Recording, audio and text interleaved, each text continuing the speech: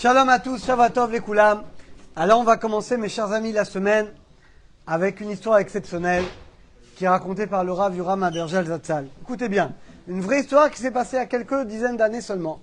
C'est l'histoire d'un grand Chacham, un grand Rav, qui s'appelle Rabbi Avram Ben Moussa, qui était au Maroc, dans la ville de Salé. Et c'était un grand Chacham qui était très fort. Mais il était tellement fort que les autres sages, finalement, s'éloignaient de lui. Et il va s'installer où, d'après vous? En Tunisie. Et il va habiter dans la ville de Tunis. Donc il arrive avec sa femme, ses enfants, il va trouver une auberge, il va rester plusieurs jours dans l'auberge, le temps de savoir où est-ce qu'il va habiter. Et lui, ce qu'il veut, c'est étudier avec les Chachamim. Il a entendu parler, il y avait des grands sages à Tunis. Donc il dit, où est-ce qu'habitent les sages? Je vais aller les voir, leur parler. Et on dit, bah écoute, justement ce soir, il y a le mariage, il y a un mariage ce soir, de la fille d'un des grands riches de Tunis. Viens et il y aura tous les sages qui seront là-bas. Alors le Rav il dit, d'accord, je viens. Et voilà qu'il arrive. Maintenant, quand il arrivait au mariage, d'abord c'était un Rav qui était habillé de manière très simple. Il n'avait pas un habit de sage, donc extérieurement tu ne voyais pas que c'était un grand sage. Et en plus il avait des vêtements halas qui n'étaient pas très... il avait fait un grand trajet, donc ses habits étaient abîmés, ils n'étaient pas repassés. Donc il est arrivé au mariage, il est pas son costard 31. Il est habillé vraiment un peu chala. Quand le père de la Kala il a vu, il a dit, c'est qui ce clochard là qui vient là, qui est habillé, c'est qui ce plouc là? Il a commencé à s'énerver, il va voir son gendre. C'est de votre famille là, ce plouc là qui est là? Il dit non. Quoi, en plus il vient à l'œil? Il va le voir devant tout le monde. Il lui fout la honte. Et il dit, dis-moi là, tu crois que c'est un mariage de plouc ici? T'es pas invité ni par moi ni par l'autre côté? Et tu viens avec des habits comme ça en plus de plouc? Le Rav évidemment, il a eu honte. Il est parti. Il est rentré à son auberge. Kadosh Borou, il a vengé l'honneur de ce sage. Et quelques minutes après cet événement, il va se passer un drame. Durant la soirée du mariage, le père de la Kala, il est en train de danser, de faire son cinéma là avec ses copains, et d'aller dans l'étable, de servir de l'alcool. Et d'un coup, il devient aveugle. Il perd sa vue. D'un coup. Qu'est-ce qui se passe? Il se met à crier. Qu'est-ce qui se passe? Atsilou! Au secours, au secours! Ils envoient Ihoud Hatsala. Il y a Raphaël qui vient avec sa moto. Il arrive. Notre Avrech, il arrive comme ça avec sa moto. Mais il peut rien faire. Les médecins viennent. On ne comprend pas qu'est-ce qui se passe. Les rabbanim qui étaient au mariage, ils se lèvent, Shir la malot, et ça, ils arrivent, font des télim, Micheberach. Chlet, rien. Alors là, le mariage devient un drame. Un drame. Il y a quelqu'un qui était intelligent, qui était un proche de la famille, il dit, écoute, moi j'ai vu ce qui s'est passé. À mon avis, pourquoi Dieu t'a puni comme ça? C'est incroyable quand même, le soir du mariage de ta fille, que tu deviennes aveugle, c'est pas normal. Il dit, tu sais pourquoi t'as très mal parlé? Moi j'ai vu. Tu sais, celui que t'as traité de plouc là, peut-être c'était un sage, et tu lui as mal parlé, tu lui as fait honte, et Hachem, il a vengé son honneur. Il dit, d'accord, alors trouvez-le moi, je vais lui demander Mechila.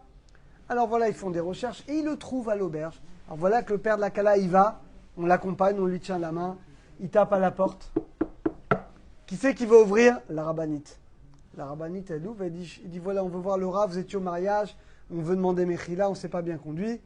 Il dit, je suis désolé, je ne peux pas le réveiller, il dort. Comment ça, il dort? Il dit, mon mari ne dort que 2-3 heures par nuit. Il se réveille à Khatsot. Et après, il étudie toute la nuit la Torah. Donc là, je ne peux pas le réveiller. Un peu comme toi, Franck. Et elle dit, je vous en supplie, réveillez-le. Et finalement, elle le réveille. Et qu'est-ce qu'il dit le mari? Rabbi Avram, qu'est-ce qu'il dit? Ça ne lui suffit pas d'être aveugle, il veut encore d'autres choses. Donc il savait déjà tout ce qui s'est passé. Il dit, écoute, la femme dit, sois gentil, ils sont venus te demander Mechila. Allez, le Rav il sort. Et là, le père, il se jette à ses pieds. Il pleure, il dit, je vous demande Mechila, pardonnez-moi. Je vous promets que plus jamais je me conduirai comme ça. Et à partir de maintenant, je m'engage que les pauvres comme les riches, je me conduis bien envers eux. Avec un œil bienveillant. D'accord. Le Rav, il prend ses deux mains. Il les passe sur ses yeux. Il les enlève. Et d'un coup, il retrouve la vue. Alors il est comme un fou, il embrasse le Rav, il le ramène au mariage, la soirée n'est pas terminée. Et là il ouvre des tables, il invite tous les pauvres, allez, venez. Et Bémet, le père a fait tchouva. Et Bémet, à partir de ce jour-là, il a Bémet fait kavod aux pauvres. Il a invité même des pauvres chez lui. Donc Bémet, il a fait une tchouva, finalement, il a fait une tchouva complète. Et ils ont pu terminer finalement la soirée. Qu'est-ce qu'on apprend, mes chers amis, de cette histoire? D'abord, cette moussard, elle est magnifique. Ce n'est pas une histoire d'il y a 2000 ans, c'est une histoire qui a quelques dizaines d'années seulement. On apprend beaucoup de choses de cette histoire. Combien on doit faire attention à notre bouche?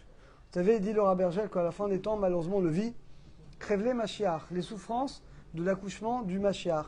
Une femme, plus on se rapproche de l'accouchement, et plus c'est dur. Plus les contractions, et plus c'est dur. Et bien, la délivrance, c'est pareil. Plus on se rapproche de la délivrance, et plus c'est dur. Et plus épreuves, et malheureusement, on voit que c'est la folie, les maladies, le corona, la guerre. On ne voit pas l'inflation, Bémet, on ne voit pas la fin.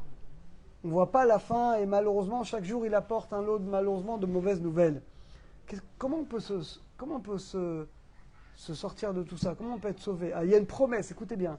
C'est une promesse, mes chers amis, qui est signée par le Rav Yoram Abergel Zatzal, et le Chafetz Chaim Bémet, il écrit également.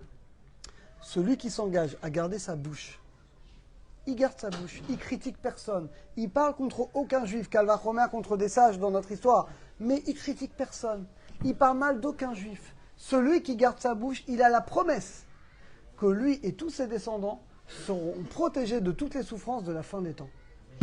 Est-ce que vous vous rendez compte, mes chers amis? Vous vous rendez compte?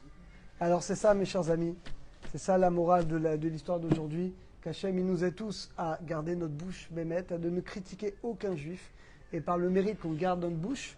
Et vous savez où c'est écrit tout ça? Shlomo Ameler, dans Michelet, dans les Proverbes. Il a dit, Shlomo Ameler, Mavet vechaim beyad alashon. La mort et la vie sont dans les mains de la bouche. Avec ta bouche, tu donnes la vie, et tu peux tuer quelqu'un.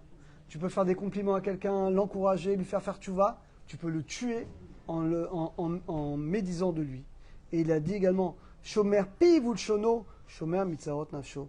Celui qui garde sa bouche, eh ben, il se garde des malheurs. Et malheureusement, on en a beaucoup aujourd'hui.